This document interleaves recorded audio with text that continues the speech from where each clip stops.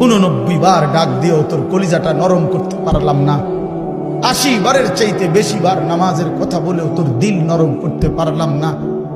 এক সূরাতে 10 বার তোকে 50 আয়াতের মধ্যেই 10 বার বলে তোরে জাহান্নামের ভয় লাগাইতে পারলাম না। ফাবি আইয়ি হাদিসিন বাদাহু ইউমিনুন, এরপরে আর কি বললে বান্দা, আর কেমনে বললে এই কিতাবের চাইতে আর কোন কিতাব নাজিল করলে তুই আমার কথা মানতি বান্দা? বল না বান্দা, বলো। ছেলের একটা ছেলে বলো বাপ, একজন ছেলে বলো দোস্ত, তোমার মালিক আর কতবার বললে তুমি নামাজ পড়তা? এই কোরআনের চাইতে দামি আর কোন কিতাব নাজিল করলে তুমি নামাজ পড়তা? এর চাইতে উত্তম এত কতবার বললে? আল্লাহ নবী সাল্লাল্লাহু আলাইহি ওয়াসাল্লাম